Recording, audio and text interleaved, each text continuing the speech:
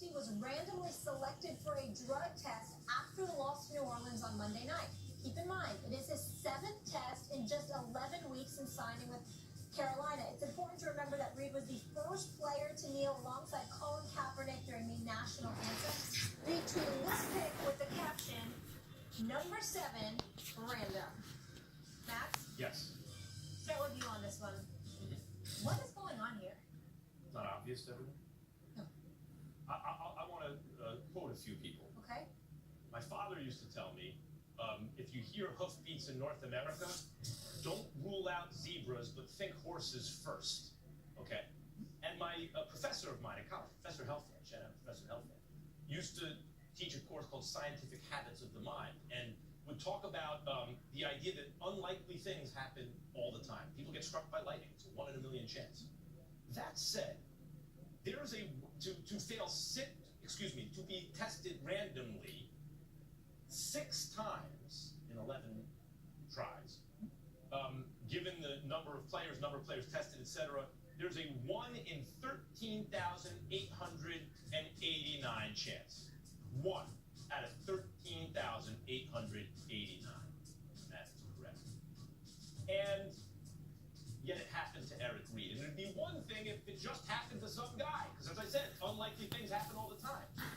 But a guy who had a collusion case, a guy who knelt and who's seen as the social justice guy, for that guy to be the 1 in 13,000 something chance. Muhammad Ali, when he when he converted to the Nation of Islam in this country and made some comments that conservatives in the 1960s didn't like, his draft status, he was reclassified from like 1F or whatever it was to 1A. And all of a sudden they wanted him to be in the armed forces. And it was calculated at the time that the odds that happened randomly were 1 in 100,000. Why?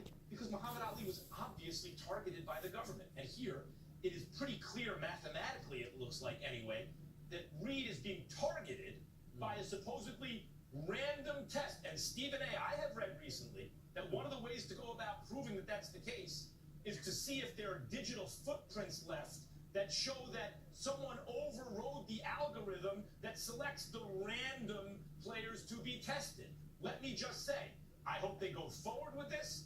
I hope they find whoever overrode it, because it seems very, very likely to me that someone did. I hope that person is punished. I hope the league, to me, this is beyond a civil thing. To me, this kind of abuse of power, my gut tells me jail time should be involved. But I understand maybe that's a severe reaction. Maybe we're just talking about some kind of civil penalty. But that's how infuriated I am by the idea of this kind of abuse of power to exact retribution. I really dislike it. Well, my response to you is be very, very happy that you're not a black man, because my initial response is, are we surprised? I mean, this is being black in America, brother. I'm here to tell you that right now. This is why I'm looking at it, and I have a relatively nonchalant attitude towards it compared to you, Max Kellerman. I completely 1,000% agree with everything you just said. Not a single syllable that came out of your mouth I disagree with. I get exactly where you're coming from. But my response would also be, and so what? You didn't know this was coming, Eric Reid? So let me get this straight. You take a knee, you protest. All right? Obviously, what's the residual impact of that? We know how grotesquely unfair it was. We know how the issue was changed. We know how the issue was hijacked by the President of the United States. We get all of that. So what happens thereafter? After that, you file a collusion case against the National Football League.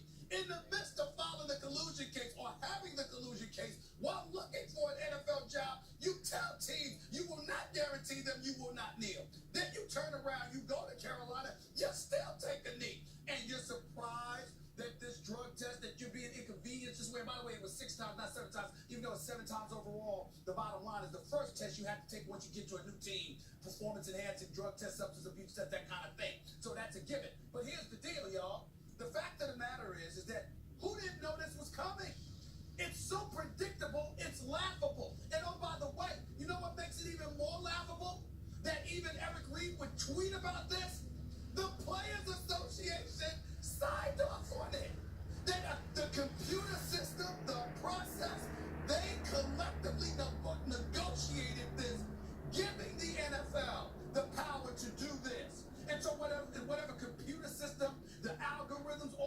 stuff that you brought up that we've been reading about, Max, the players are fully aware of it because the Players Association is aware of it. When players complained about it in the past, I don't know whether it was Odell Beckham Jr., James Harrison, or somebody else, but when they complained about it in the past, the Players Association actually said to the players, well, there's nothing wrong with the methods. There's nothing wrong with the process because they collectively bargained for it. They agreed to this. So if you're the National Football League and you know this, then you're Eric Reid, who's smart, highly intelligent, very conscientious, obviously, and somebody as a black man we should all be proud of. Let's also not walk around with blinders on, acting like we're surprised by what's transpiring. You knew what the hell was coming. This is par for the course. Well, I'm not surprised at all, not even a little bit. I want to engage with the point you make along racial lines. You said Max, as a black man in America, you, Stephen A., are not surprised. You say so. And what I say as a person, as a human being, who would like all people to be treated with dignity, I would say, and this goes along the lines of white privilege, how we've discussed this and debated this as it relates to the process in Philadelphia. You say no black GM will be able to get away with that. And my point is not that white people should give up their privilege. It's that we should all insist that everyone is so privileged, that everyone is treated, with respect and dignity. Yeah, no, right. What I would say is this. I understand your point. In other words, there have been so many injustices against African Americans in this country that if every time one came up, black people got indignant, they'd be indignant all the time. And my point is, the attitude can never be so. If you must be indignant all the time, then so be it. But I would say to white people in that case, don't leave that up to just a subset of your fellow Americans and human beings. We should all be indignant. We should all accept that responsibility. We should all accept part of that burden. I am indignant every time I see this kind of a miscarriage of justice against another human being. And that includes against black people where it's happened a lot to them. Well, first of all, let me say this to my brother from another mother. I appreciate where you're coming from. I'm thankful for your position, sincerely and truly.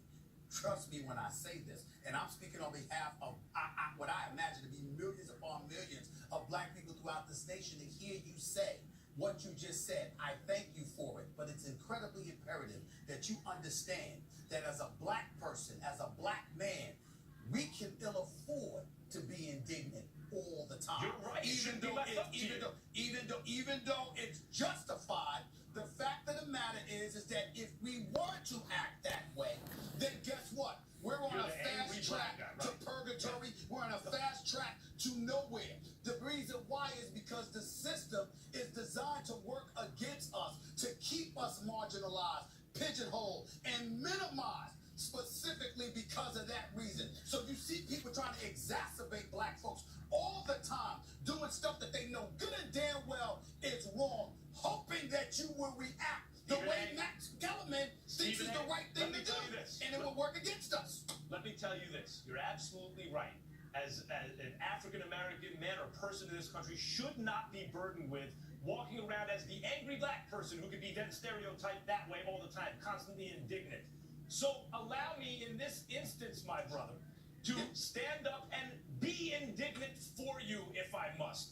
And that goes for everyone, every conscientious person in this country who sees this kind, and this is mild compared to real injustices, but who sees this injustice in broad daylight.